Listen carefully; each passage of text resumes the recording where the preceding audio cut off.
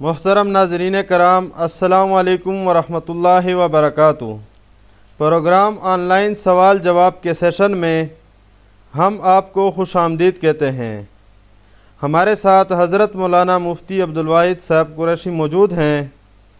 آپ سے گزارش ہے کہ اس ویڈیو کو زیادہ سے زیادہ شیئر کریں تاکہ اور لوگ بھی مستفید ہو سکیں۔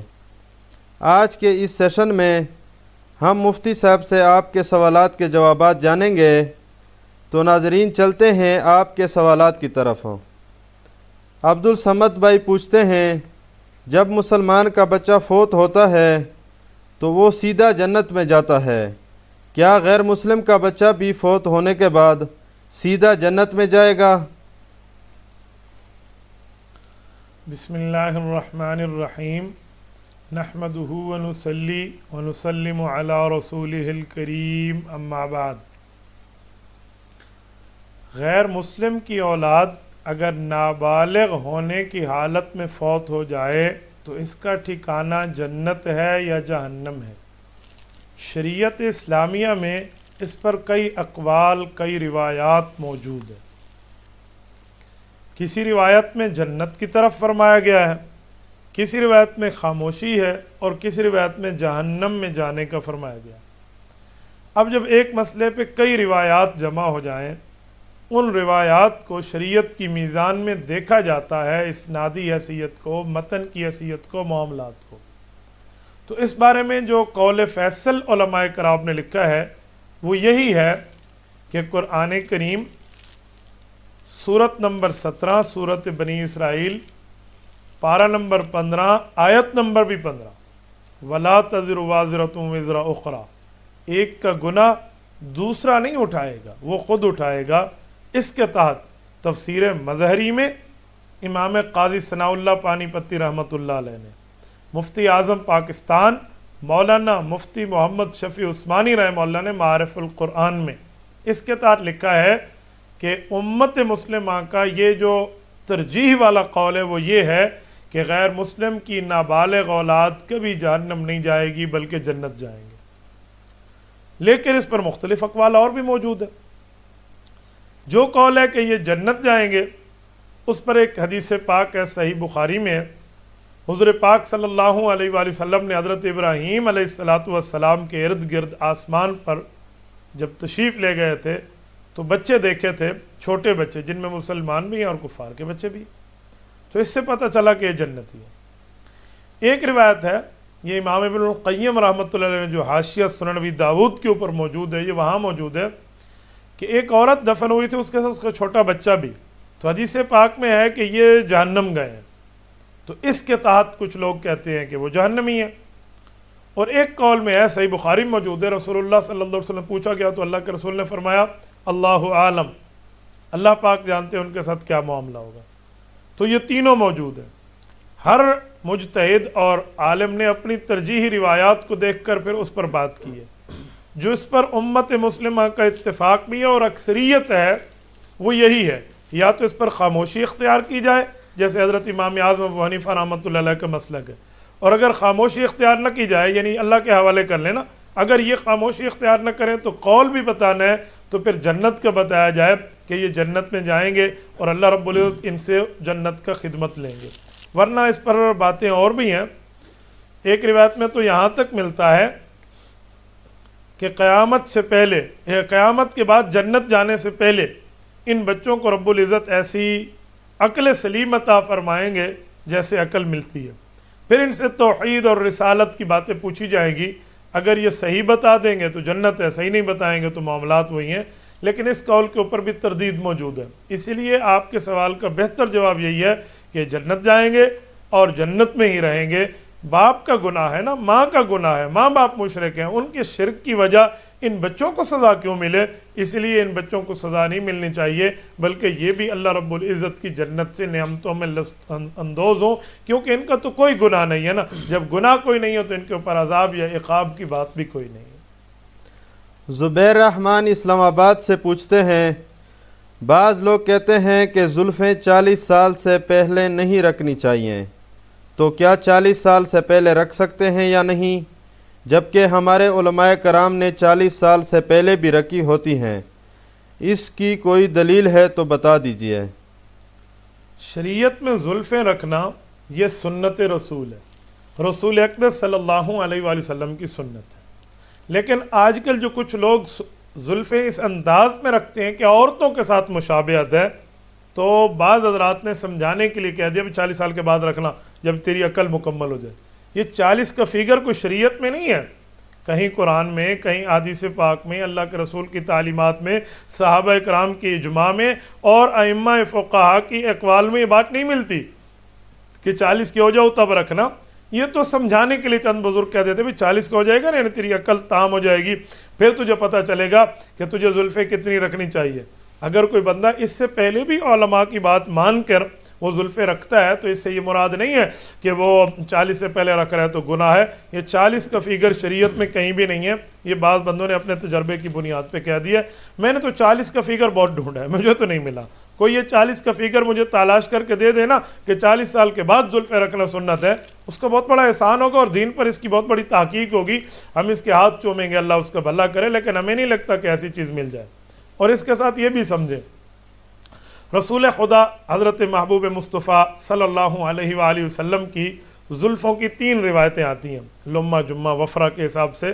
رسول اللہ صلی اللہ علیہ وسلم کی کان کی لو تک بال ہیں، کان کی لو اور کندھوں کے درمیان تک ہیں، تیسرے کندھوں تک ہیں، کندھوں سے آگے نہیں ہیں۔ یہ جو لوگ کندھوں سے آگے اپنی بڑی بڑی زلفیں رکھ لیتے ہیں، یہ عورتوں کے ساتھ مشابہت ہے، اور جو اس طرح کی زلفیں رکھے کہ عورتوں کے ساتھ مشابہت ہو تو اس پر اللہ کی لعنت ہے، پھر وہ زلفیں سنت رسول نہیں ہوں گی، وہ اللہ کی رحمت نہیں ہوگی، وہ زحمت بن جائے گا، اللہ اس سے محفوظ فرمائے۔ تو آپ یہ زلفیں اس ترتیب پر آپ رکھ سکتے ہیں۔ حدیث پاک میں ہے کہ اگر آپ نے زلفیں رکھی ہیں نا تو پھر آپ اس کا اکرام بھی کریں، یعنی ان کو صحیح طور پہ رکھیں، صحیح طرز پہ رکھیں، بہت اچھے طریقے پہ رکھیں۔ میں نے خود، میری عمر تو 40 سال پوری نہیں ہوئی، میری 1986 کی پیدائش ہے، تو وہاں سے اب تک کوئی 34-35 بنتے ہیں، تو میری عمر تو ابھی بھی 40 نہیں ہے۔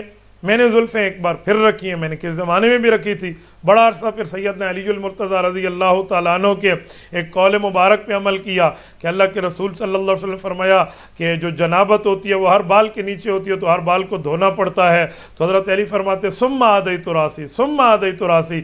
سنن نبی داؤد میں ہے کہ اس دن سے میں اپنے بالوں کو گویا دشمنی ہو گیا، یعنی میں نے سر موڑنا شروع کر دیا اور میں گنجا رہا۔ یہ سیدنا علی المرتضیٰ کی ترتیب تھی، تو میں نے سنت حیدریہ پر عمل کر کے ایک زندگی اس پر گزاری ہے۔ اب مجھے لگتا ہے کہ شاید میرے بال جھڑنا شروع ہو گئے ہیں، تو پھر میں نے زلفیں رکھنا شروع کر دی ہیں۔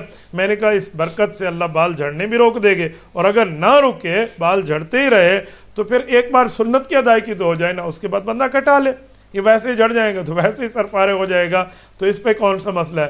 تو ابھی آپ میرے اوپر بھی کل فتویٰ لگا دیں میں مفتی صاحب آپ نے شریعت کے خلاف عمل کیا، 40 سال پورے نہیں ہوئے آپ نے یوں رکھنا شروع کر دیا، تو یہ مناسب نہیں ہے، اس سے بندے کو بچنا چاہیے۔ شریعت میں وہ بات کرے جو بات کرنے کا حق ہو۔ حضور پاک صلی اللہ علیہ وآلہ وسلم اپنے سر مبارک میں تیل لگاتے تھے، رسول اللہ صلی اللہ علیہ وسلم کے سر مبارک میں پگڑی کے ٹوپی میں جو کپڑا موجود ہوتا تھا، حضرت ابو ہریرہ فرماتے وہ ایسا لگتا جیسے تیل سے بالکل وہ ایسے ہو جیسے تیل والا ایسے کپڑا ہو، یعنی اب میں اس کے صحیح الفاظ میں ادب کو سامنے رکھتے ہوئے کہتا ہوں جیسے تیل کے ساتھ وہ بالکل بھرپور ہو، ایسا کپڑا لگتا تھا۔ بعض لوگوں نے اس کا ترجمہ کیا جیسے وہ تیلی کا کپڑا ہو، تیل والے بندے کا، میں اسے مناسب نہیں سمجھتا، اس لیے میں نے ترجمے میں آپ کے سامنے محتاط الفاظ رکھے ہیں کہ وہ بالکل تیل سے بھرپور اور بھرا ہوا ہوتا تھا۔ تو حضور پاک علیہ الصلوۃ والسلام تو اپنے بالوں کا خیال فرماتے تھے، تو اس لیے کنگھی دے کر رکھیں، زلفیں اچھی طریقے پہ رکھیں۔ اس کے ساتھ یہ بات ذہن میں رکھیں، بعض لوگ پونی بنا دیتے ہیں، یہ عورتوں کے ساتھ مشابہت ہے، اس سے بچنی چاہیے۔ آپ نے بال کس لیے رکھے ہیں بھائی؟ آپ نے سنت رسول پہ رکھے ہیں، چہرہ بھی آپ کو سنت رسول پہ ہے، بال بھی آپ کے سنت رسول پہ۔ ایک بندے نے چہرہ سنت رسول پہ نہیں رکھا ہوا، بال سنت کے رسول کے مطابق رکھیں، تو اس کا معنی اسے سنت کی پرواہ نہیں ہے۔ اسے اگر سنت کا فکر اور پرواہ کا معاملہ اس کے پیش نظر ہوتا تو داڑھی مبارک کو پہلے دیکھتا پھر اس کے بعد، لیکن ایک بندہ خامخواہ سے ساتھ رکھے اور نہ داڑھی کی عزت کرے، وہ بھی ٹیڑھی میڑھی اس نے رکھی ہوئی ہے، بالوں کی بھی نہیں، تو ایسے بندے کو چاہیے پھر اپنے بال کٹا دے۔ اور اگر آپ سے سنبھالے نہیں جاتے، بالوں کو سنبھالنا پڑتا ہے، یہ یاد رکھنا۔ बालों को सही रखना पड़ता है, उसे बड़े अच्छे तरीके पर उसकी सफाई करनी पड़ती है। मैं तो डेली बेसिस की बुनियाद पे बालों को धोता हूँ, चाहे सर्दियाँ हो चाहे गर्मियाँ हो। जब बाल रखे हैं तो फिर सुन्नत रखिए, और सुन्नत को सुन्नत वाली इज़्ज़त देनी चाहिए। तो इसलिए 40 से पहले या 40 से बाद है, ये सारा मामला मैंने आपकी खिदमत में कह दिया है। अल्लाह आपको और हमें रसूलुल्लाह सल्लल्लाहु अलैहि वसल्लम की सुन्नतें ज़िंदा करने की तौफीक अता फरमाए, सुन्नत रसूल पे अमल की तौफीक अता फरमाए, सुन्नत को आगे फैलाने की तौफीक अता फरमाए। हदीस पाक में है, मन अहब्ब सुन्नती फ़क़द अहब्बनी व मन अहब्बनी कान मअय फ़िल जन्नह, औ कमा क़ाल अलैहिस्सलाम। कहा मेरी सुन्नत से प्यार ये मेरे प्यार की निशानी है, और मेरा प्यार मेरे साथ जन्नत में इकट्ठा रहने की निशानी है। अल्लाह हम सबको ये तौफीक अता फरमाए। अहमद अली अपरदीर से सवाल करते हैं, हजूर सल्लल्लाहु अलैहि वसल्लम के झंडे का रंग कैसा था? भाई अहमद अली, मैं इस पर मुस्तकिल उन्वान पर बात कर चुका हूँ। ये इंशाअल्लाह ताला हमारी मीडिया टीम आपको यहाँ ग्रुप का लिंक और उसकी तस्वीर यहाँ स्क्रीनशॉट मेंशन कर देगी। जब इसमें मेंशन हो जाएगा आप देख लेना कि रसूलुल्लाह सल्लल्लाहु अलैहि वसल्लम के झंडे मुबारक के मुख्तलिफ कलर थे। मौजूदा दौर में रसूल अक़दस सल्लल्लाहु अलैहि वसल्लम के परचम को आपने देखना हो तो जमीयत उलमा इस्लाम पाकिस्तान में और जमीयत उलमा हिंद हिंदुस्तान में जो इन अकाबरीन का परचम मौजूद है, ये स्याह और सफ़ेद धारियों वाला ये परचम नबवी है, और इस परचम को परचम नबवी होने की फजीलत हासिल है। ये सैयद आयशा सिद्दीक़ा रज़ी अल्लाह ताला अन्हा के हवाले से इस परचम को जिक्र किया गया है। जंग बदर में भी अल्लाह के रसूल सल्लल्लाहु अलैहि वसल्लम का परचम है। तो इस तरह हुज़ूर पाक अलैहि सलाम के परचम होते थे। मैं तफसीली उस पर बात कर चुका हूँ, वो इसमें मेंशन कर दिया जाएगा, आप इंशाअल्लाह उसको देख लेंगे और आगे फैलाएं ताकि एक बंदे को पता चले कि परचम नबवी है, इसकी कदर है, इसकी कीमत है, इसका मामला है, और हमारे पाक पैगम्बर सल्लल्लाहु अलैहि वसल्लम की आमद की निशानी है, तो हम उसका उसी तरह ही मामला करें। जुनैद साहब सवाल करते हैं, अकीका के लिए कौन सा जानवर होना चाहिए, नर हो या मादा? रहनुमाई फरमा दें। भाई जुनैद, अकीके के लिए जानवर होना चाहिए, उसमें शराइत वही हैं जो शराइत कुर्बानी के हैं। बाकी वो नर हो या मादा हो, अकीका आपका हो जाएगा। बच्चे के लिए 2 और बच्ची के लिए 1। सुन्नत रसूल ये अकीका है।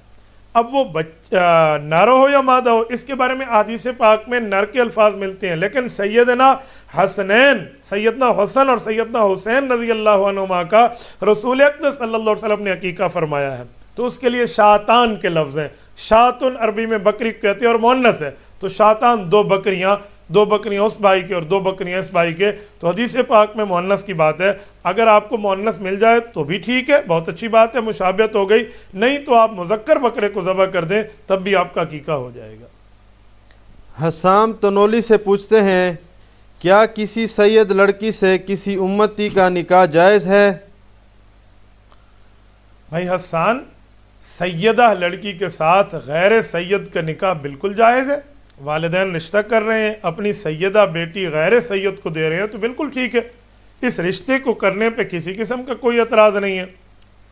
हाँ, अगर सैयदा बग़ैर माँ बाप की रजामंदी के गैर कुफ़ में जाकर रिश्ता खुद करती है, माँ बाप को अदालत से फस्ख कराने का हक़ है। वैसे हर जगह हक़ है गैर कुफ़ में करने पर। और सैयदा का गैर सैयद से या गैर सैयदा का सैयद के साथ निकाह ये बिल्कुल जायज़ है। हदीस पाक में इस पर कई दलाइल आपको मिलेंगे। मसलन रसूल अक़दस सल्लल्लाहु अलैहि वसल्लम की 4 सगी साहबजादियाँ, हुज़ूर पाक सल्लल्लाहु अलैहि वसल्लम की बेटियाँ, रसूलुल्लाह की लख्त जिगर हुज़ूर पाक की साहबजादियाँ, सैयदा ज़ैनब, सैयदा रुक़ैया, सैयदा उम्मे कुलसूम, सैयदा फ़ातिमा रज़ी अल्लाह ताला अन्हुन्ना व सलामुल्लाहि अलैहिन्ना, ये 4 बहनें हैं, सगी बहनें हैं। लोगों ने इस पर ऊट पटांग की बात है कि किसी ने कहा जी ये, किसी ने कहा जी वो, ऐसी बात नहीं है। हुज़ूर अक़दस सल्लल्लाहु अलैहि वसल्लम की औलाद है, ये बिनते मोहम्मद सल्लल्लाहु अलैहि वसल्लम भी हैं, बनाते मोहम्मद सल्लल्लाहु अलैहि वसल्लम भी हैं, और बनाते खदीजतुल कुबरा भी हैं। हज़रत खदीजतुल कुबरा रज़ी अल्लाह अन्हा के बतन मुबारक से हुज़ूर पाक अलैहिस्सलाम की औलादें हैं। 3 बेटे हैं हुज़ूर पाक अलैहिस्सलाम की, 4 बेटियां हैं। 3 बेटों में एक बेटा हुज़ूर पाक अलैहिस्सलाम का सैयदा मारिया किब्तिया से है रज़ी अल्लाह ताला अन्हा। बाकी 2 बेटे और 4 बेटियां ये रसूलुल्लाह की हज़रत खदीजा से हैं रज़ी अल्लाह अन्हा। तो इन 4 बहनों का रिश्ता अगर हम देखें, जिन्हें कुरान करीम ने बेटियां कहा है, सूरत नंबर 33 सूरत अहज़ाब आयत नंबर 160 में, या अय्युहन नबिय्यु कुल्लि अज़वाजिक व बनातिक व निसाइल मुमिनीन युदनीना अलैहिन्न मिन जलाबिबिहिन। तो कुरान करीम ने बनात इन्हें कहा जमा के साथ। तो ये जो बेटियां हैं हुज़ूर पाक की 4, इनका ज़रा रिश्ता देखें, सैयद में हुआ है या गैर सैयद में हुआ है, फाइनल हो जाएगी बात। हज़रत रसूलुल्लाह सल्लल्लाहु अलैहि वसल्लम की पहली शहज़ादी का निकाह हज़रत लक़ीत से हुआ है, जिनको अबुल आस कहते हैं, वालिद का नाम रबी है, अबुल आस इब्न रबी। ये रसूलुल्लाह सल्लल्लाहु अलैहि वसल्लम के घर के सबसे बड़े और पहले दामाद हैं। इनको सैयदा ज़ैनब मिली, हुज़ूर पाक की सबसे पहली बेटी सैयदा ज़ैनब कुबरा। खैर बनाती ज़ैनब के अल्फाज आते हैं, मेरी बच्चियों में सबसे बेहतर बच्ची। हुज़ूर पाक सल्लल्लाहु अलैहि वसल्लम ने इनको ब्याह करके दिए। अबुल आस बनु उमैया के हैं, ये सैयद नहीं है, तो इसका मतलब रसूल अक़दस सल्लल्लाहु अलैहि वसल्लम ने निकाह करके वहाँ दे दिया। और इसी तरह जब ये चीज़ें सामने आती हैं तो हमें समझ आ जाती है। एक बंदा एक दिन मुझे कहने लगा, मौलाना एक बात पूछूं? मैंने कहा जी हाँ। कहते हैं बाज़ औक़ात तो ऐसे होता है कि हिजरत से पहले अभी तक अहकामात इतने पूरे आए थे या नहीं आए थे, तो हज़रत अबुल आस को बच्ची मिल गई तो सैयदा का गैर सैयद से निकाह, या तो अभी हिजरत भी नहीं हुई थी, दीन मुकम्मल भी नहीं था। मैंने कहा हज़रत उस्मान को मिली है, दूसरी हुज़ूर पाक अलैहिस्सलाम की शहज़ादी, वो भी सैयद नहीं है, बनु उमैया के ख़ानदान है, चश्मो चराग़ है बनु उमैया ख़ानदान के। तो कहने लगे जी हिजरत से पहले है। मैंने कहा जी हिजरत के बाद देख लें। हज़रत उस्मान को रसूलुल्लाह की एक बेटी फौत होने के बाद हुज़ूर की दूसरी बेटी का रिश्ता मिला है, जो तरतीब के एतबार से हुज़ूर पाक की तीसरी शहज़ादी है, ये हिजरत के बाद मिला है, दीन मुकम्मल हो चुका था। और चौथी बेटी हज़रत अलीयुल मुर्तज़ा रज़ी अल्लाह तआला अन्हु के पास आई हैं, हज़रत फ़ातिमतुज़ ज़हरा हुज़ूर की तरफ से इनको मिली हैं। तो फिर ये बात कि जी सैयद का गैर सैयद से निकाह, सैयदा का गैर सैयद से या गैर सैयदा का सैयद से निकाह नाजायज़ है, जी नहीं, बिल्कुल जायज़ है, ये इस तरह का मामला मौजूद है, तो ये रिश्ता है। और इसी तरह इस पर हज़रत अलीयुल मुर्तज़ा रज़ी अल्लाह तआला अन्हु की मोहर तस्दीक मौजूद है। हज़रत अलीयुल मुर्तज़ा से बड़ा इस कायनात में सैयद दिखाए ना उम्मत में, कहाँ से लाएंगे आप? सैयदना अलीयुल मुर्तज़ा रज़ी अल्लाह तआला अन्हु की बेटी हैं उम्मे कुलसूम, हज़रत हसन और हुसैन की सगी बहन है, हज़रत फ़ातिमतुज़ ज़हरा रज़ी अल्लाह तआला अन्हा की सगी बेटी हैं। हज़रत उम्मे कुलसूम हज़रत अली ने सैयदना उमर फ़ारूक रज़ी अल्लाह तआला अन्हु के निकाह में दी थी। हज़रत उमर रज़ी अल्लाह तआला ने जब हदीस पाक सुनाई कि हुज़ूर पाक अलैहिस्सलाम ने फरमाया क़यामत में सब रिश्ते टूट जाएंगे मेरे रिश्तों के अलावा, तो सादात से रिश्ते की ख्वाहिश हज़रत उमर ने की है, सैयदना अलीयुल मुर्तज़ा रज़ी अल्लाह ने अपनी बेटी उनको रिश्ते में दी है। तो इस हवाले से हज़रत उमर बहनोई लगते हैं, हज़रत हसन हुसैन ये तो बिरादर इल्ला बिरादर निस्बती और साले लगते हैं, हज़रत अली हज़रत उमर के ससुर लगते हैं, सैयदा फ़ातिमतुज़ ज़हरा रज़ी अल्लाह तआला अन्हा हज़रत उमर की सास लगती हैं। अगरचे हज़रत फ़ातिमा को उस वक्त इंतकाल हो चुका था, लेकिन उनकी बच्ची हज़रत उमर के दौर में हज़रत उमर को हज़रत अली दे रहे हैं, तो सास लगती हैं। और इनकी बीवी के नाना अल्लाह के रसूल सल्लल्लाहु अलैहि वसल्लम रखते हैं। तो ये रिश्ता हुआ है। अहलुस सुन्नत वल जमात की 10 से 20 कुतुब इस पर दलील मौजूद है। अहले तशय्युअ हज़रात की 10 कुतुब में आपको यूँ खिदमत में उसूल काफ़ी से लेकर मल्ला याज़ुर तक ये पूरी की पूरी हाजिर कर सकता हूँ, जो इन पर हवाला जात मौजूद है। तो ये तो सारे मानते हैं, मुत्तफ़क़ुन अलैह बात है। इसलिए तो हज़रत अलीयुल मुर्तज़ा रज़ी अल्लाह तआला अन्हु का रिश्ता और हज़रत उमर का रिश्ता दामाद और ससुर वाला बताने के लिए कहते हैं ना कि ससुर पैगम्बर दामाद हैदर हज़रत फ़ारूक आज़म रज़ी अल्लाह अन्हु। तो ये तो बाकायदा सबूत है, किताबों में मौजूद है, हवालों के साथ मौजूद है, प्रूफ मौजूद है, एविडेंस मौजूद है। इस पर 10 हवाले इधर से भी उधर से मिल सकते हैं। तो हज़रत अलीयुल मुर्तज़ा ने रिश्ता दिया है, हज़रत हसनैन इस रिश्ते पर राज़ी हैं, हज़रत अली राज़ी हैं। हज़रत उमर सैयद नहीं है, बनु अदी ख़ानदान के हैं। और हज़रत अलीयुल मुर्तज़ा की जो बेटी हज़रत उम्मे कुलसूम हज़रत फ़ातिमा की बतन मुबारक से है, और वो सैयदा है, और उनके सैयद होने में कोई शक भी नहीं है। ये गैर सैयद को रिश्ता हुआ है, वालिदैन की रज़ामंदी से हुआ है। तो जब वहाँ रिश्ता हो सकता है तो उससे बड़ा सैयद नहीं आएगा, और उससे बड़ा फतवा फिर कौन दे सकता है? तो सैयदा का गैर सैयद से या गैर सैयदा का सैयद से ये रिश्ता लेना देना रज़ामंदी के साथ बिल्कुल जायज़ है। अल्लाह हमें सही बात मानने की तौफीक अता फरमाए। ज़ीशान अहमद सवाल करते हैं, मंगनी के बाद और शादी से पहले बीवी के साथ मोबाइल पर बातें करना कैसा है, रहनुमाई फरमा दें। ذیشان حرام ہے، ناجائز ہے، غلط ہے، گناہ کبیرہ ہے.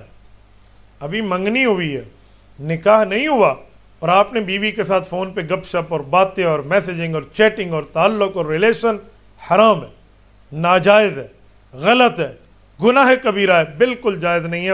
اس قسم کے تعلق کو اسلام کبھی اپریشیٹ نہیں کرتا، بلکہ اسلام اس پر رد کرتا ہے، اسلام اس کو ختم کرتا ہے. اسلام اس سے بچنے کی بات، وہ آپ کے لیے نامحرم ہے.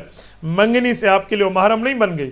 منگنی کیسے کہتے ہیں؟ جی مجھے رشتہ دے دی، جی دے رہا ہوں، جی دوں گا نہیں دوں گا. ابھی تک تو یہ باتوں کی وعدے وعیدے چل رہے ہیں، ابھی تک تو ایجاب و قبول نہیں ہے، ابھی تک تو نکاح نہیں ہے، ابھی تک تو حق مہر کا معاملہ طے کر کے نہیں ہوا.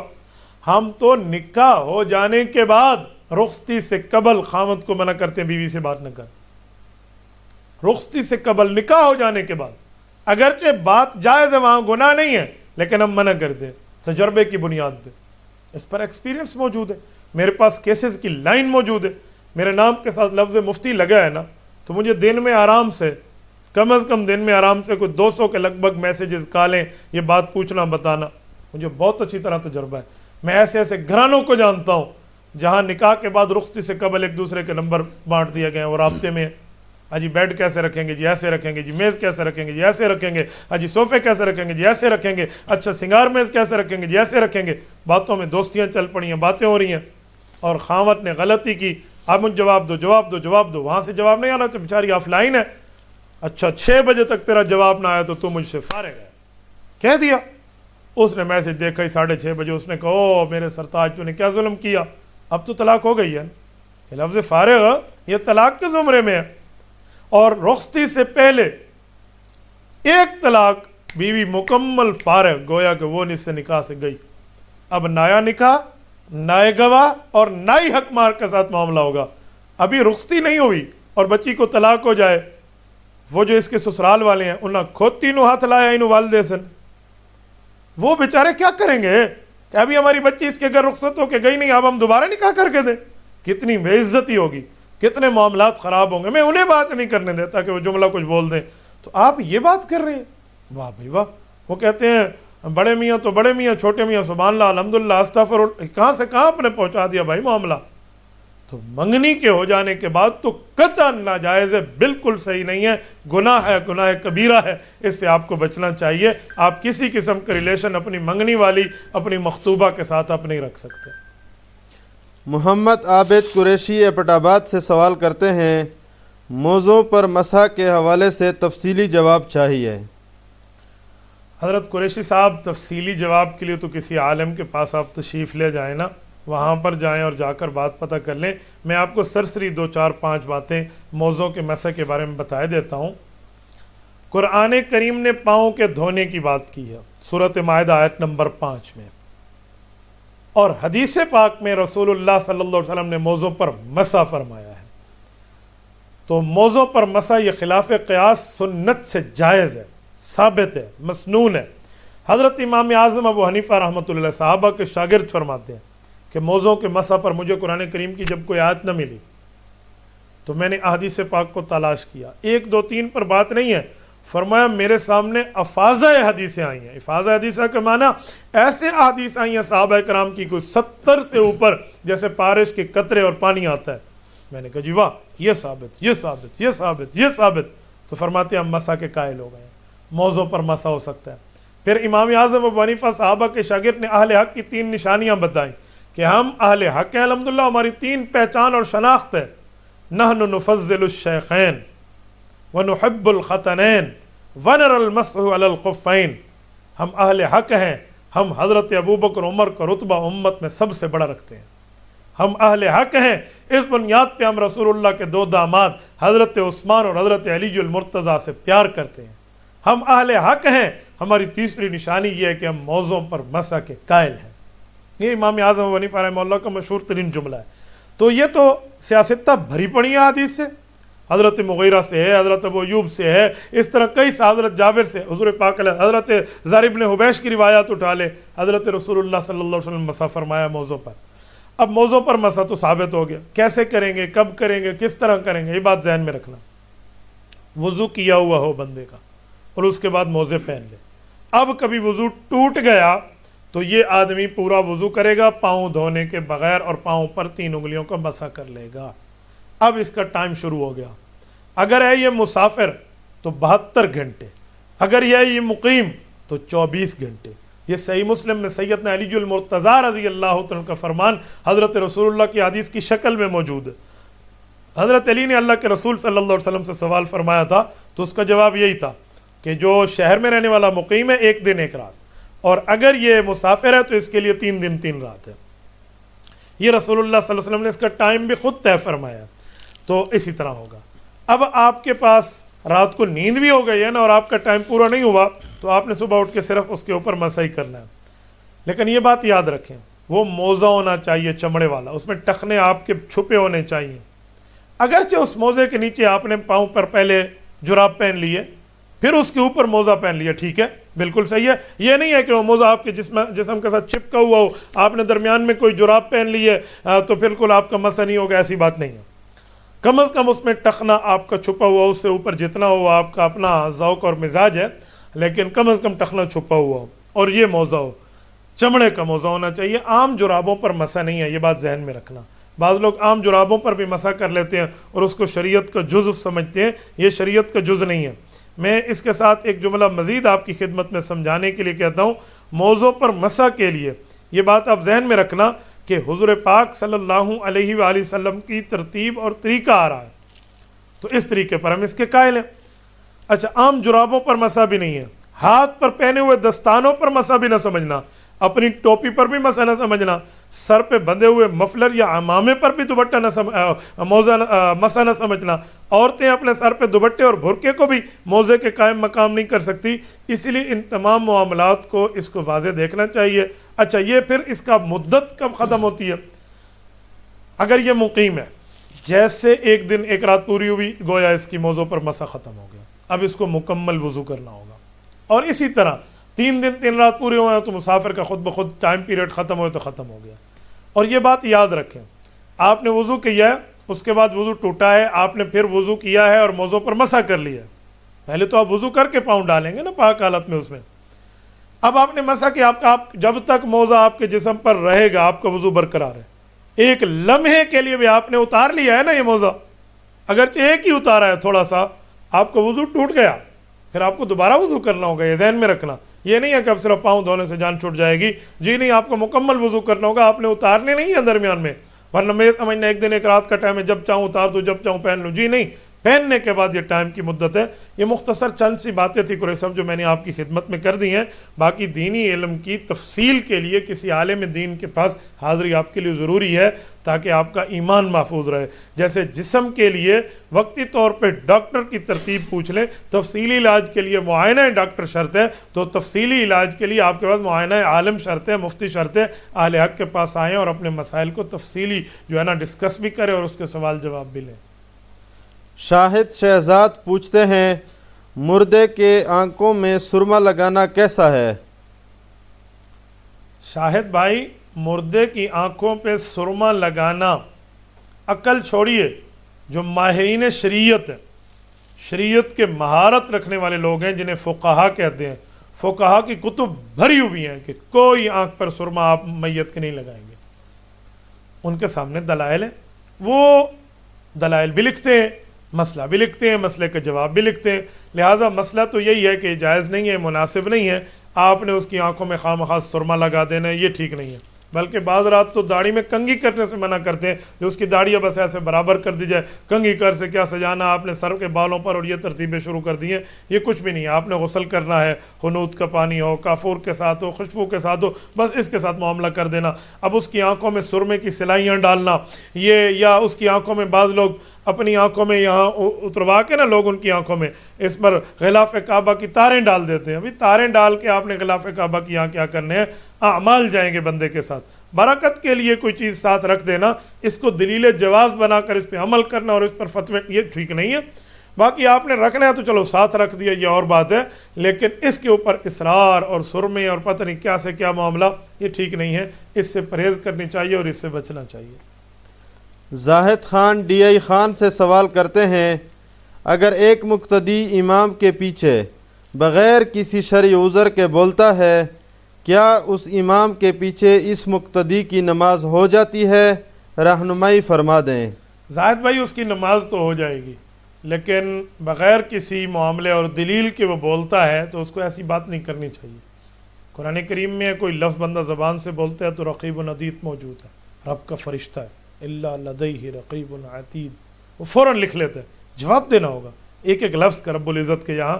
اور اس بندے کو شرم بھی کرنی چاہیے، بغیر کسی ثبوت اور ایویڈنس کے وہ امام صاحب کے خلاف بک بک بھی کرتے ہیں اور اس امام کے پیچھے نماز بھی پڑھتے ہیں۔ یہ کیسی بات ہے؟ یہ تو وہی حدیث ہے جو حدیث پاک میں حضور پاک علیہ السلام سے پوچھا گیا کہ یا رسول اللہ، ایک شخص اپنی بیوی کو مارتا ہے، اللہ کے رسول صلی اللہ علیہ وسلم نے فرمایا مجھے تعجب ہے اس بندے پر، وہ بیوی کو مارتا بھی اور اس سے فائدہ بھی حاصل کرتے ہیں رات کو۔ یہ کیا ترتیب ہے بھائی؟ کیا یا تو اس سے فائدہ حاصل کرنا چھوڑ دے اور یا اس کو مارنا چھوڑ دے؟ تو یہ اسی طرح کا معاملہ، آپ امام کے پیچھے ٹھہر کے اس کو اللہ اور اپنے درمیان واسطہ بنا کے اس کے پیچھے نماز بھی پڑھتے اور اس کے خلاف بولتے بھی ہو، تو یہ بالکل جرم ہے، ایسے نہیں کرنا چاہیے، اس سے پرہیز کرنی چاہیے۔ محمد نیاز پوچھتے ہیں، ایک عورت کا خاوند شہر میں فوت ہوا، وہ خاوند کی لاش کے ساتھ گاؤں گئی، تو کیا عدت کے لیے واپس شہر آنا ضروری ہے یا کچھ دن بعد آئے؟ خواتین کے لیے عدت اصل میں خاوند کے گھر ہے، وہ خاوند کے گھر عدت گزاریں، الا وجہ یہ کہ ان کو وہاں اپنے ایمان کا یا اپنی جان کا خطرہ ہے یا کوئی خوف ہے، وہ اس وجہ سے وہاں سے ہٹ جاتی ہیں، تو گنجائش موجود ہے وہ وہاں سے ہٹ کے اپنے والد کے گھر یا اپنی پرامن جگہ جا کر وہ اپنی عدت کو گزار سکتے ہیں۔ لیکن یہ جو صورتحال آپ پوچھ رہے ہیں کہ خاوند فوت ہوئے، خاوند کے گھر میں ہے، پھر خاوند کو دفنانے کے لیے لوگ گئے تو اسے بھی ساتھ لے گئے، یہ ناجائز ہے، اس طرح کا سفر نہیں کرنا چاہیے۔ جب خاتون خانہ عدت میں ہو تو اسے عدت میں گھر کے اندر بیٹھنا چاہیے، باہر بغیر ضرورت کرے نکلے، یہ اس کی کیا ضرورت ہے؟ اس نے تدفین میں شامل ہونا ہے، اس نے جنازہ پڑھنا ہے، اس نے جا کر قبر میں اتارنے میں شامل ہونا ہے، تو اس کے اوپر تو نہیں ہے۔ ہاں جب عدت ختم ہو اور عبرت پکڑنے کے لیے اگر خاوند کی قبر پہ، والد قبر پہ، ماں کی قبر پہ، بیٹے کی قبر پہ، بہن کی قبر پہ، اولاد کی قبر پہ یا عبرت کے لیے خاتون جاتی ہے اور باپردہ ہو کر جاتی ہے اور عدت میں بھی نہیں ہے تو جائز ہو جائے گا، وہ منع نہیں ہے۔ وہاں جا کر رونا، پیٹنا، چیخنا، چلانا، بال کھونچنا، چہرے نوچنا، کھولنا اور یہ چیزیں، یہ منع ہے، اسی لیے خاتون کا عام طور پہ منع کرتے ہیں، ورنہ یہ آداب ٹھیک ہو نا تو منع خواتین کا بھی نہیں ہے قبرستان، تو اس عورت کو وہاں نہیں جانا چاہیے بلکہ گھر میں بیٹھنا چاہیے۔ خاتون خانہ عدت کے دوران بغیر ضرورت کے باہر نہیں جائے گی، ضرورت ہے نا، پینشن لینی ہے، اس نے سائن کرنے تو چلی گئی، خاوند کی پینشن لے کر آ گئی، اس نے ڈاکٹر کو دکھانا ہے تو ڈاکٹر کے پاس چلی گئی، اور کوئی کھانے پلانے کے لیے اس کے پاس موجود نہیں ہے، یا بچے ہیں تو چھوٹے ہیں اس کو دودھ لینے چلی گئی ہے، یا اپنا سودا سلف لینے چلی گئی ہے، اس کے پاس ضرورت تھی اور کوئی نہیں تھا تو جائز ہے۔ لیکن وہاں کوئی وجہ موجود ہے نا، یہاں کوئی وجہ نہیں ہے، اسے گھر سے نہیں نکلنا چاہیے۔ اور اس کے ساتھ میں خود ایک بات ایڈیشن کر کے آپ کو بتا رہا ہوں، وہ کیا ہے، بہت سے لوگ ہم سے بات پوچھتے ہیں اور میں چاہتا ہوں کہ میں یہاں اس بات کی وضاحت کر دوں تاکہ عدت کے احکام میں یہ بھی لوگوں تک میسج کنوے ہو جائے۔ عدت میں لوگ سمجھتے ہیں پردہ بڑھ جاتا ہے اور عام حالات میں پردہ نعوذ باللہ کم رہتا ہے، یہ شریعت میں اضافہ ہے، اس کا شریعت میں کوئی معاملہ نہیں ہے۔ وہ کیا کہتے ہیں، بھائی اس کے پاس دیور ملنے گیا تو وہ اس نے نہیں ملی، کیوں؟ وہ عدت میں تھی نا، اس دیور کو کس نے کہا تو عدت میں جا کے ملے؟ تمہارا دماغ پتہ نہیں کس نے الٹا سیدھا کر دیا، دیور کا تو اسلام میں عدت سے پہلے بھی پردہ ہے، خاوند کی موجودگی میں پردہ ہے، تو عدت میں نہ کوئی پردہ بڑھتا ہے نہ کوئی پردہ گھٹتا ہے۔ جہاں پردہ شریعت نے، اسلام نے خاتون کو دیا ہے وہاں بغیر عدت کے بھی پردہ ہے، اور جہاں نہیں دیا وہاں عدت میں بھی پردہ نہیں ہے۔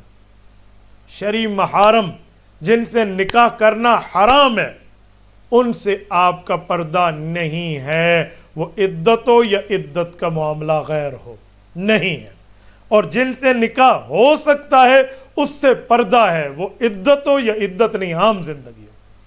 یہ عدت نہ پردہ گھٹاتی ہے نہ عدت پردہ بڑھاتی ہے۔ اور بعض لوگ کہتے ہیں جی عدت گزارنی ہے اسلامی تاریخوں سے کریں یا ہم جو ہے نا انگریزی تاریخوں سے چلیں، اس بارے میں بھی قول فیصل سمجھ لیں۔ عدت عورت شروع کرے گی اگر خاوند یکم ہی کو فوت ہوا ہے اور وہ چاند کی یکم ہے تو چاند کی ترتیب سے چلے گی۔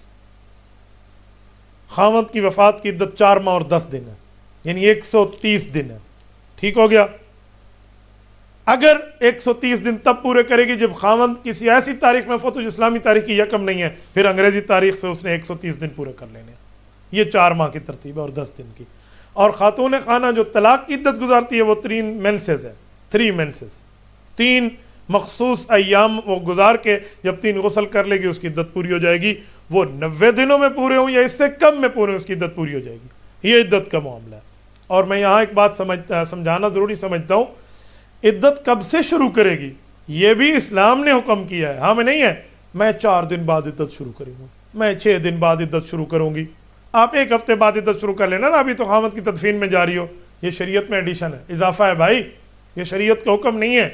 آپ نے عدت تب شروع کرنی ہے جب آپ کا خامد فوت ہوا. آپ کو پتہ 10 دن بعد چلا نا تو آپ کی عدت کے 10 دن گزر گئے ہیں، یہ آپ کو پتہ ہو. جب آپ کا خامد فوت ہو رہا ہے اس ٹائم سے آپ کی عدت شروع ہو چکی ہے. وہ آپ عدت بیٹھیں یا نہ بیٹھیں، آپ عدت گزاریں یا نہ گزاریں، من عدت تعتدونہا، قرآن کریم کے مطابق وہ آپ کی عدت جاری ہے. جب عدت مکمل ہو گئی ہے اس کے بعد یہ عورت نہا بھی سکتی، نہا تو عدت میں بھی سکتی ہے، نئے کپڑے پہن سکتی ہے، نہا کے غسل وغیرہ کر سکتی ہے، خوشبو استعمال کر سکتی ہے. عام دنوں میں اس پر خوشبو جائز نہیں ہے دوران عدت. اور خواتین اس پر پوچھتی ہیں جب عدت پوری ہو جائے تو پھر سب سے پہلے برقع سر پہ رکھیں اور خاوند قبر پہ جا کے حاضری لگوائیں. بھئی یہ شریعت اسلامیہ کا حکم نہیں ہے. آپ نے ویسے جانا ہے، آپ آداب کا خیال رکھ کے چلی جائیں. آپ کو قبر پہ جانا آداب توڑنے کی وجہ سے منع ہے، آداب کے ساتھ جائیں گی تو جائز ہے عبرت پکڑنے کے لیے، لیکن لازمی جز نہیں ہے، پارٹ آف دا ہولی شریعہ نہیں ہے کہ شریعت کا جز ٹوٹ جائے گا، آپ نے پہلے وہاں جانا ہے ورنہ نہیں جانا، آپ نے آج فلاں کھانا پکانا ہے ورنہ نہیں پکانا. یہ لوگوں کی اپنی باتیں ہیں، ان سے بچنا چاہیے. اطہر ندیم سوال کرتے ہیں نمازی کے آگے سے گزرنے کے لیے کون سی چیز آگے رکھ سکتے ہیں؟ بھائی اطہر ندیم، نمازی کے آگے گزرنے کے لیے سترے کا اہتمام ہونا چاہیے. ایک آڑ کا، ایک اوٹ کا، ایک روک کا. وہ کم از کم 1 یا 2 انگل موٹی ہو اور 1.5 فٹ اونچی ہو. وہ اس کے سامنے کم از کم رکھ دیں. اس سے بڑی چیز بھی رکھ سکتے ہیں تاکہ نمازی کے سامنے سے کوئی گزرنا چاہے تو آرام سے گزر جائے. ورنہ حدیث پاک ہے کہ وہ 40 رکا رہے گا. 40 سے مراد 40 دن، 40 مہینے یا 40 سال کا، یہ تینوں ہو سکتے ہیں. حدیث پاک میں حضرت ابو ہریرہ کی روایت ہے. تو اتنا عرصہ رکنے کی بات ہے، نمازی کے سامنے سے نہیں گزرنا چاہیے. اگر کہیں گزر ہے تو اس کی گزر کی ترتیب ہے کو سامنے سترہ رکھ لے، اس سترہ معاملہ ٹھیک ہے. حدیث پاک کے مطابق سترۃ الامام سترۃ المقتدی ہے. اگر کہیں جماعت چلی اور امام کے آگے سترہ موجود ہو تو مقتدی کے آگے سے بغیر سترے کے بھی گزر سکتے ہیں. کیوں؟ جیسے امام کا قرآن پڑھنا مقتدی کا قرآن پڑھنا ہے. امام سورۃ فاتحہ اور قرآن پڑھے گا تو مقتدی کی طرف سے وہ ہو جائے گا. مقتدی نے نہ سورۃ فاتحہ پڑھنی ہے نہ قرآن پڑھنا ہے، کیونکہ امام کا پڑھنا مقتدی کا پڑھنا ہے حالت نماز میں. اسی طرح حالت نماز میں امام کے سامنے سترا ہے تو مقتدی کے سامنے بھی گویا کہ سترا ہے. اگرچہ نہ پڑھو، امام کے سامنے پڑھو تو مقتدی کے آگے سے بندہ گزر سکتا ہے. بعض لوگ ہم سے پوچھتے ہیں کہ ہمارا وضو ٹوٹ گیا، ناک نکسیر شروع ہو گئی ہے، اب میں نے نکلنا تھا، میں نہیں نکل سکا تو میں کیسے نکلتا؟ پیچھے نماز ہو رہی تھی. میں نے کہا امام کے آگے سترا کا، امام کے آگے جگہ موجود تھی. میں نے کہا پھر آپ صف کے آگے چل کے آ جاتے، آپ پر کوئی گناہ نہیں تھا. وہ تب گناہ ہو جب وہ اکیلی نماز پڑھ رہے اور آپ اس کے سامنے سے گزرے ہیں. تو یہ سترا کی چند باتیں تھیں جو میں نے آپ کو سمجھائی ہیں. امید ہے آپ میری بات سمجھ گئے ہوں گے. عرفان اللہ سوال کرتے ہیں اگر کسی کے بال گر جائیں اور وہ کوئی بال لگوا لے تو کیا ان بالوں کے ساتھ نماز ہوگی یا نہیں؟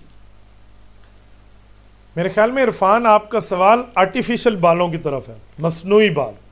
مصنوعی بال کسی نے لگوا لیے ہیں اور وہ ایسے چپک گئے ہیں جیسے چپک گئے ہیں، آسانی سے یا کھینچنے سے وہ اتر نہیں رہے بلکہ وہ آپ نے پکے چپکا دیے ہیں، تو وضو بھی جائز ہے، غسل بھی جائز ہے. ان کے پکے بالوں کا حکم ہے. اگر آپ نے وہ مصنوعی بال لگوائے ہیں لیکن وہ اتار بھی سکتے ہیں، یہ اتنے ہلکے ہیں کہ پانی نیچے سر کی جڑ تک چلا جاتا ہے، تو پھر اس کو اتارنا واجب ہوگا. وضو میں نہ اس پر مسا ہوگا نہ غسل میں اس کا غسل ہوگا. تو اس لیے اس کے اوپر آپ معاملہ ساتھ رکھیں. اور اس کے ساتھ ایک بات ذہن میں رکھنا، یہ مصنوعی بال لگوائیں، کوئی انسانی بال نہ لگوائیں. انسانی بال کٹوا کر انسانی سر پہ لگوانا یہ حرام ہے. عورت کوئی اپنے بالوں کو بڑھانے کے لیے انسانی بالوں کو ساتھ پراندے کی طرح بنا کر بڑا کر لے، حدیث پاک میں اس پر منع ہے. صحیح بخاری جلد 2 میں موجود ہے.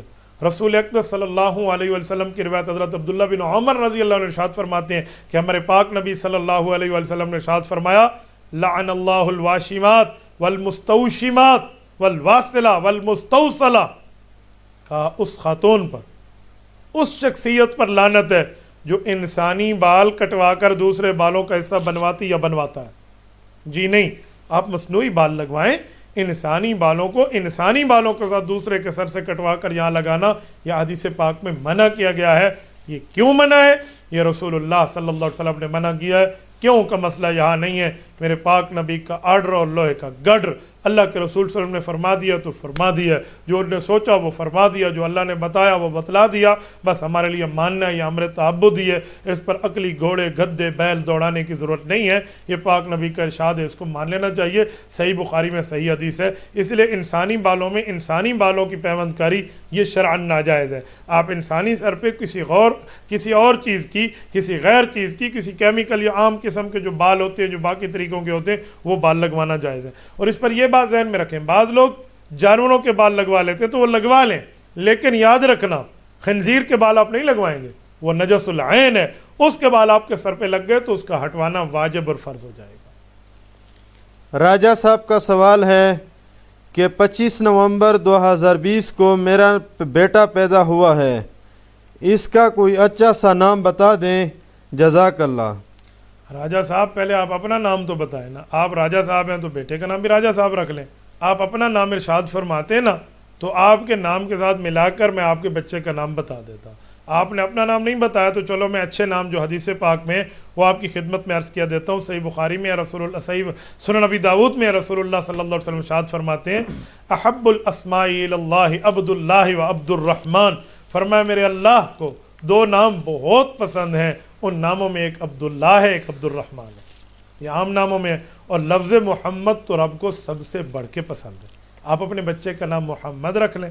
لوگ پوچھتے ہیں صرف محمد، میں کہہ رہا ہوں نہیں، محمد نہیں، صرف محمد، میں نے کہا محمد، صرف ساتھ شامل نہ کر لیں بھی صرف محمد، یوں نہیں ہے، بچے کا نام محمد رکھیں، اور ابو بکر رکھیں، عمر رکھیں، عثمان رکھیں، حیدر رکھیں، علی رکھیں، معاویہ رکھیں، طلحہ رکھیں، سعد رکھیں، سعید رکھیں، زبیر رکھیں، عبد الرحمن رکھیں۔ یہ صحابہ کرام کے نام ہیں، بہت اچھے نام ہیں، مبارک نام ہیں، بابرکت و باسعادت، طیب و طاہر، اطہر و مطہر نام ہیں۔ ان ناموں کو لے کر چلیں، جتنے اچھے ناموں آپ رکھ لیں۔ بچی پیدا ہو اس کا نام عائشہ رکھیں، فاطمہ رکھیں، خدیجہ رکھیں، زینب رکھیں، صفیہ رکھیں، جویریہ رکھیں۔ آپ اپنی بچیوں کے نام اچھے ناموں میں آگے چلا سکتے ہیں۔ ام حبیبہ رکھیں، خدیجہ رکھیں، ام سلمہ رکھیں، آپ اس کا نام ہانیہ رکھیں، آپ اس کا نام ام ہانی رکھ لیں، بہت اچھے نام ہیں۔ بچیوں کے نام بھی ہیں، بچوں کے نام بھی ہیں، تو اچھے ناموں کا انتخاب کریں، رب ان کے نام کے ساتھ ان کے کام بھی اچھے بنا دے گا انشاءاللہ۔ ساجد خان پوچھتے ہیں پرپل اکاؤنٹ سود میں آتا ہے کہ نہیں؟ ساجد بیٹا آپ نے بہت اچھا کیا، یہ سوال پوچھ لیا ہے۔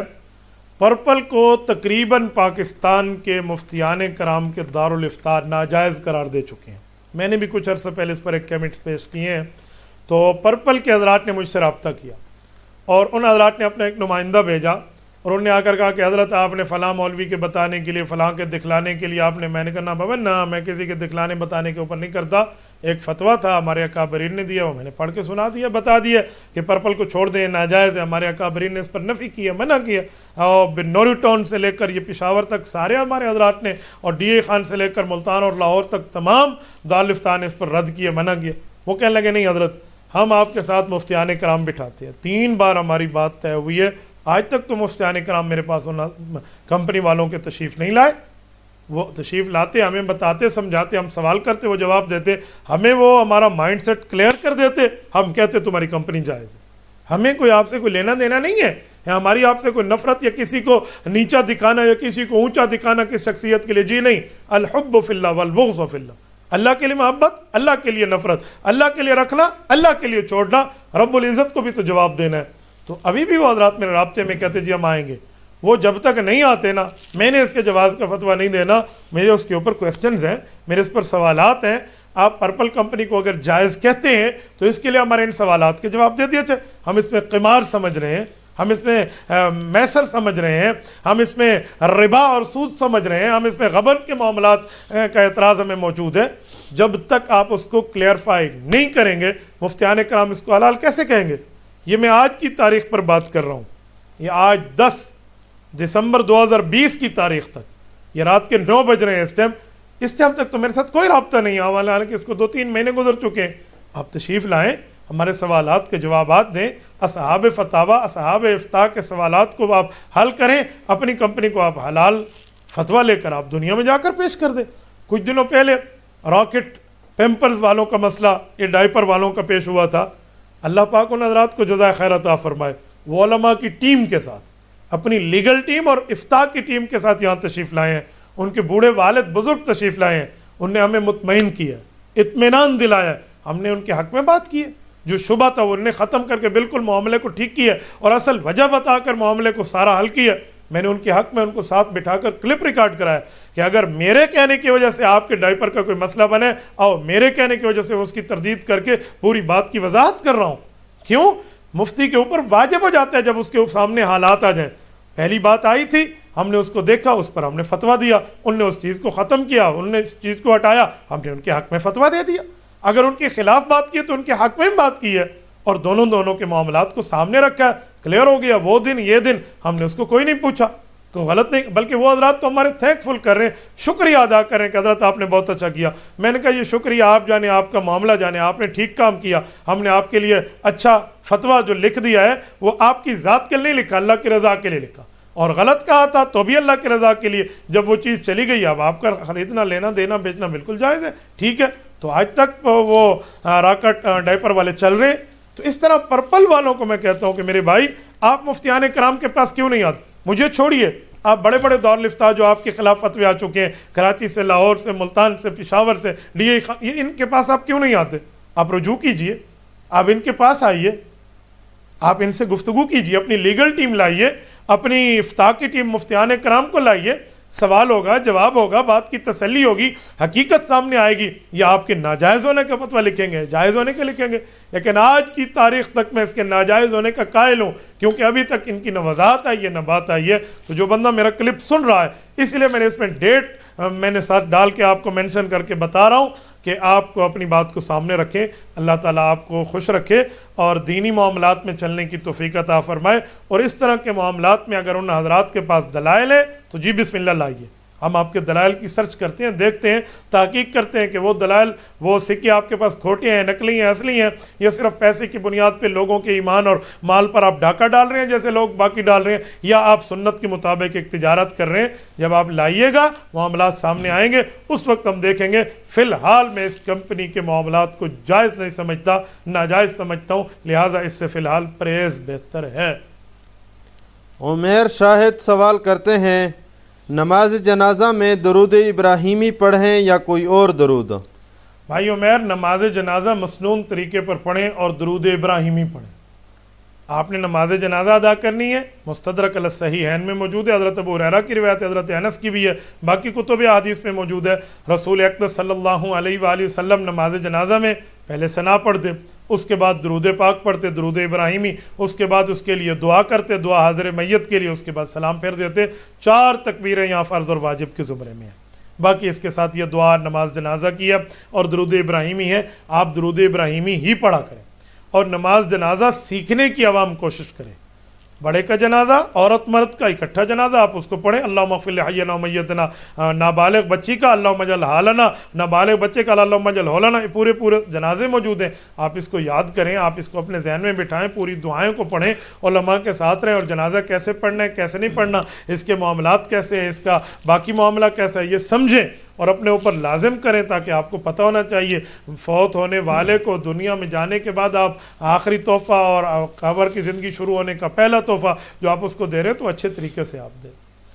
سردار وقار سوال کرتے ہیں، کیا بازو پر کسی کا نام لکھوانا جائز ہے یا نہیں؟ وقار، ایک بات آپ کی خدمت میں کیے دیتا ہوں، یہ بازو پہ نام لکھوانے کا مطلب کیا ہے؟ پین سے لکھوا رہے ہیں یا چھید کے لکھوا رہے ہیں؟ اگر آپ پین سے لکھوا رہے ہیں یہ مٹ جائے گا، نہیں مٹ جائے گا تو بازو ننگا ہوگا، آپ واش روم میں جائیں گے، اللہ کے نام کی توہین ہے، آپ کیوں لکھ رہے ہیں؟ اور اگر آپ چھید کے لکھوا رہے ہیں تو جسم کو یوں چھیدنا حرام ہے، جائز نہیں ہے، بالکل غلط ہے۔ آپ نے کیوں چھدوایا؟ آپ اس جگہ چھید کے ٹیٹو بنوا رہے ہیں اور نام لکھوا رہے ہیں، یہ اسلام میں حرام ہے۔ اللہ نے ہمارے جسم ہمیں جو دیے ہیں وہ بطور امانت دیے ہیں، اس امانت میں کسی کی ایک انگلی کاٹنا جائز نہیں ہے، تو اس کی یہاں سے کاٹ کے بغیر ضرورت کے یہ جو ہم آپریشن کرواتے ہیں، یہ آپریشن تو ضرورت کی بنیاد پہ، آپ کو یہاں کیا ضرورت ہے؟ آپ کی تو آئی ڈی کارڈ بن چکا ہے، لہٰذا اس طرح کا معاملہ ناجائز ہے، آپ کبھی نہ کریں، یہ تو جہنم میں جلے گا اور عذاب ہوگا، اللہ محفوظ فرمائے، آپ کبھی نہ کریں۔ میں نے ایک بندے کو یہ مسئلہ سمجھایا، وہ اگلے دن اس کا یہاں لکھا ہوا تھا، میں نے کہا بھائی ناجائز ہے، اس کے اوپر توبہ کرو۔ وہ اگلے دن تیزاب اٹھایا اور اس نے اس کو ختم کر دیا۔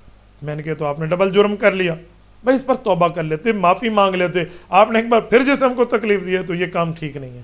تو اس لیے جو حضرات بنوا چکے ہیں سچی توبہ کریں اور معافی مانگیں اللہ سے، جب سامنے آئے استغفار کریں، شرمندگی دکھائیں اللہ کو کہ میرے مولا آئندہ نہیں کروں گا، غلطی ہو گئی معاف کر دے، اور جو لکھوانے کا ارادہ کرتے ہو اس ارادے کو ترک کر کے چھوڑ کے گھر بیٹھ جائیں، بالکل یہ کام نہ کریں، یہ شریعت میں حرام ہے، گناہ کبیرہ ہے، اللہ اس سے محفوظ فرمائے۔ سید ساجد پوچھتے ہیں مفتی صاحب 786 کا مطلب کیا ہے؟ بعض لوگ کہتے ہیں کہ یہ بسم اللہ کا متبادل ہے، کیا بسم اللہ کی جگہ پر 786 لکھ سکتے ہیں؟ سید صاحب میں آپ کی خدمت میں ایک بات بڑے احترام سے عرض کیے دیتا ہوں، آپ رسول اللہ صلی اللہ علیہ وسلم کی اولاد ہیں اور سید ہیں، ہمارے لیے سادات قابل احترام ہیں۔ الحمدللہ میری والدہ مکرمہ رحمۃ اللہ علیہا یہ بھی سیدہ تھی۔ تو شاہ جی 786 کا ورڈ اس سے بسم اللہ بنتی ہے، یہ بات تو ٹھیک ہے، یہ بسم اللہ پر ایک علامت ہے، ایک نشانی ہے، لیکن 786 لکھ کر آپ یہ سمجھے کہ مجھے بسم اللہ الرحمن الرحیم پڑھنے کا ثواب مل گیا، یہ نہیں ملے گا۔ ایک بطور نشانی ہے، ایک بطور علامت ہے۔ تو حروف ابجد سے ہمارے اہل فن لکھتے ہیں، لیکن یہ اہل فن ہی تک محدود رہے، آگے نہ ہو، کیونکہ شرک اور شکر کے ابجد اور حروف ایک ہے۔ جو شرک ہے نا یہ شین را اور کاف، یہی شکر ہے، شین کاف اور را، تو یہ شرک لکھا ہوا ہے یا اللہ کا شکر لکھا ہوا ہے، اس کا نمبر تو ہوگا ایک، اب لکھنے والے کی مرضی پر منحصر ہوگا، اس لیے عام بندے کو اس سے بچنا چاہیے، اہل فن تک محدود رہے۔ اور اگر 786 لکھنا ہے تو آپ لکھ لیں، بسم اللہ پر دلالت کرتا ہے، لیکن اس کا یہ مطلب نہیں ہے کہ آپ کو بسم اللہ لکھنے اور پڑھنے کا ثواب بھی مل گیا۔ بسم اللہ لکھنے اور پڑھنے کے ثواب کے لیے آپ کو بسم اللہ الرحمن الرحیم لکھنی ہوگی، اور جب یہ آپ نے لکھ لیا، یہ بسم اللہ کے قائم مقام نہیں ہے، صرف بسم اللہ کا ایک علامت اور نشانی۔ اور حدیث پاک میں کہ جو کام اللہ کے نام سے شروع نہ کیے جائے وہ دم برید ہے، لہٰذا بہتر ہے کہ آپ بسم اللہ الرحمن الرحیم یا پڑھ لیا کریں یا بسم اللہ الرحمن الرحیم لکھ لیا کریں۔ اس کو آپ نے لکھنا ہے تو آپ لکھ لیں، لیکن اس کو بسم اللہ کی علامت سمجھیں، بسم اللہ والا ثواب نہ سمجھیں۔ یلجان سوال کرتے ہیں میری بیوی نماز نہیں پڑھتی، کوئی حل بتا دیں جزاک اللہ۔ بھائی الجان، آپ کی بیوی آپ کے لیے کھانا پکاتی ہے؟ آپ کے ساتھ باقی معاملات میں کوآپریٹ کرتی ہے؟ جی کرتی ہے، تو پھر آپ کی بیوی نماز نہیں پڑھتی، یہاں کوآپریٹ کیوں نہیں کرتی؟ آپ اس کو سمجھائیں نا، آپ بتائیں، ڈنڈا اٹھا کر اسے آپ نہ کہیں نا، پیار سے کہیں۔ یا آپ کی بیوی اس لیے نماز نہیں پڑھتی کہ آپ سوئے ہوئے ہیں، چل تو پڑھ، آپ پڑھ لیں، آپ نماز پڑھ لیں، اللہ خیر کرے گا، تو وہ کیسے پڑھے گی؟ آپ خود رول ماڈل بنے نا، آپ پڑھ کے دکھائیں گھر میں نماز، آپ صبح اٹھے پھر بسم اللہ الرحمن الرحیم ہے، پھر گھر والی بھی اٹھے گی۔ میری گھر والیاں بھی میرے پاس ہیں، میں بیٹھا ہوتا ہوں، بعض اوقات ذکر کے لیے میری گھر والی میرے ساتھ بیٹھی ہے، میں نے ذکر شروع کیا، اس نے بھی شروع کر لیا۔ ایک بار ہم بیٹھے ہیں، میرے کہنے کے بغیر اس نے شروع کر لیا ساتھ۔ کیوں؟ بندے کو کرنا چاہیے، دیکھ کے معاملہ ہوتا ہے۔ اولاد ہے یا آپ کے ازواج ہیں، وہ آپ کی اتباع میں چلیں گے، آپ خود نماز پڑھیں اور اللہ سے مانگیں، ان کے لیے بھی دعا کریں، اور بیوی کو ترغیب دیں، اسے بتائیں، سمجھائیں، اسے ہو سکے تو مستورات میں اپنے ساتھ سروزے میں لے کر جائیں اور وقت لگوائیں اللہ کے راستے میں۔ وہاں نہیں ہے تو آپ اللہ کے راستے میں اور وقت لگوائیں، یعنی اسے مدرسے میں تبلیغ سننے کے لیے بھیج دیں۔ اللہ کا راستہ بہت بڑا ہے، صرف روزے تک محدود نہیں ہے، آپ مدرسے میں لے کر جائیں، خواتین کے بیان میں لے کر جائیں، یہ بھی اللہ کا راستہ ہے، وہاں پر جا کر اسے سمجھائیں، اسے بتائیں، اسے دینی صحبت دے، دینی معاملات دے، دینی کتب لے کر دیں، تاکہ وہ پڑھے سمجھے اور اپنے دین کو سمجھ بھی سکے اور آگے سمجھا بھی سکے۔ حسان حامدی انڈیا سے سوال کرتے ہیں کیا جمعے کے خطبے کے دوران خلفائے راشدین کا نام لینا ضروری ہے؟ اس کے بغیر خطبہ ہوگا یا نہیں؟ حسان بیٹا، جمعے کا خطبہ تو بہت مختصر بھی ہے، آپ کھڑے ہوں، آپ اس میں حمد و ثنا کریں، الحمدللہ کریں، سبحان اللہ کریں، بیٹھ جائیں، پھر جمعے کو دوسرے خطبے کے لیے کھڑے ہوں، اس پہ الحمدللہ سبحان اللہ یہ باتیں کہہ دیں، آپ کو خطبہ تو ہو گیا۔ یہ مختصر سا خطبہ ہے، لیکن یہ بات نہیں ہے۔ جو ہمارے حضرات، ہمارے اسلاف، ہمارے بزرگ، ہمارے بڑے، ہمارے اکابرین یہ جو خطبہ پڑھتے ہیں جس میں آیات بھی ہیں، حمد و ثنا بھی ہے، احادیث بھی ہے، پھر اس کے ساتھ صحابہ کرام، اہل بیت عظام، پیغمبر علیہ الصلوۃ والسلام کے نواسے، ان سب کے نام بھی ہیں، تو یہ بہت بڑی بات ہے۔ کیوں؟ قدح صحابہ ہو تو مدح صحابہ ہونا چاہیے. جہاں صحابہ اور اہل بیت کے بغض کو پالا جائے اور بتایا جائے تو وہاں صحابہ اور اہل بیت کی محبت کو پیش کیا جانا چاہیے. اسی لیے صحابہ کے نام بھی ہیں, اہل بیت کے نام بھی ہیں, پیغمبر کے چاروں صاحبزادیوں کے نام بھی ہیں, حضرت امام اعظم ابو حنیفہ تک, حضرت معاویہ بن ابی سفیان تک رضی اللہ تعالی عنہم تک, سب کے نام ہیں. لینے چاہیے, احادیث بھی پڑھنی چاہیے, آیات عقیدے کے اوپر پڑھیں, احادیث عقیدے کے اوپر پڑھیں, ان کے ایمان اور عقیدے کو سمجھانے کے لیے, عمل کے بتانے کے لیے پڑھیں, تو یہ بہت اچھی طرح بات ہے.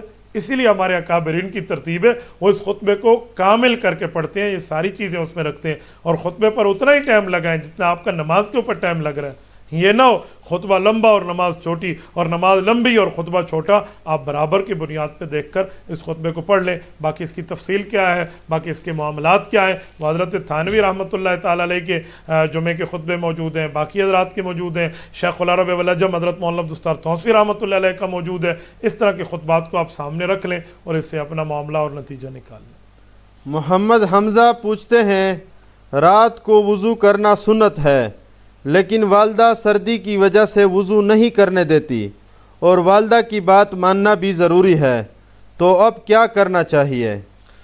حمزہ بھائی, ماں کی بات ماننا فرض ہے, رات کو وضو کرنا سنت ہے. سنت پر ماں نے روکا ہے, آپ کو فرض ماں کی بات ماننی چاہیے. اس پر میں ایک درمیانی راستہ سمجھائے دیتا ہوں. امی جی روک رہی ہیں ود ریزن, وداؤٹ ریزن نہیں, بلکہ وجہ کے ساتھ کہ بیٹا سردی ہے, ٹھنڈے پانی سے وضو نہ کریں, آپ کو زکام لگ سکتا ہے. یہ شفقتاً حکم ہے. آپ کہیں امی میں وہ وجہ ختم کیے دیتا ہوں, پانی گرم کر لیتا ہوں, گرم پانی سے وضو کر لوں گا, سنت بھی ادا ہو جائے گی, ماں کا دل بھی خوش ہو جائے گا. تو بہت اچھا طریقہ ہے, بہت آسان طریقہ ہے. باقی طریقے آپ سے نکلتے ہیں, باقی معاملات آپ سے چلتے ہیں, تو یہ بھی طریقہ ایک اچھے طریقے سے لے لیں. انہیں کہ امی میں گرم پانی سے وضو کر لیتا ہوں اور اس کے بعد رات کو سو جاؤں گا. سردیاں چل رہی ہیں نا, گرمیاں تو امی نہیں کہے گی. اس کے باوجود بھی امی روکتی ہے تو امی کی بات ماننا پھر بھی ضروری ہے. ماں کے قدموں تلے جنت ہے. قرآن کریم کی آیت ہے, وَإِن جَاهَدَاكَ عَلَىٰ أَن تُشْرِكَ بِي مَا لَيْسَ لَكَ بِهِ عِلْمٌ فَلَا تُطِعْهُمَا وَصَاحِبْهُمَا فِي الدُّنْيَا مَعْرُوفًا. اللہ کہ میرے بندے, اگر تجھے تیری ماں اور باپ شرک کا کہہ دے کہ تو شرک کر, اللہ کے ساتھ شریک کر, دین چھوڑ دے, ایمان اسلام اور مذہب چھوڑ دے, ایمان چھوڑ دے, ایمان کو بدل دے, عقیدہ اور نظریہ بدل دے, یہ بات نہ ماننی. فلا تطعهما وصاحبهما فی الدنیا معروفا, لیکن دنیا میں ان کے ساتھ اچھا رہنا, اس نے سلوک کرنا, پیار اور محبت کرنا, ان کی خدمت کرنا. تو اتنی بڑی بات علماء نے لکھا ہے کہ اگر ماں باپ جماعت میں جانے سے منع کریں نا کہ تو جماعت سے نماز نہیں پڑھے گا, گھر میں پڑھے گا, نماز پڑھنے دیتے ہیں, گھر میں پڑھنے دیتے ہیں, مسجد نہیں جانے دیتے, تو ماں باپ کا کہنا مان کے گھر نماز پڑھ لو, مسجد نہ جاؤ. جو ماں باپ کی اتنی بڑی بات ماننے کی ہے, تو وہاں ایک وضو کی ٹھنڈے اور گرم پر ماں بات کر رہی ہے, تو آپ امی کا کہنا مان لینا. انشاءاللہ تعالی, انشاءاللہ میرا پاک پیغمبر پہ اعمال پیش ہوتے ہیں, وہ بھی خوش ہوں گے اور اللہ بھی آپ سے راضی رہے گا اور ماں بھی آپ سے راضی رہے گی. لیکن اگر امی نے سردی کی وجہ سے منع کیا, ماں کی بات آتی ہے نا, میں یقین مانے ضبط کے بندھن توڑ بیٹھتا ہوں.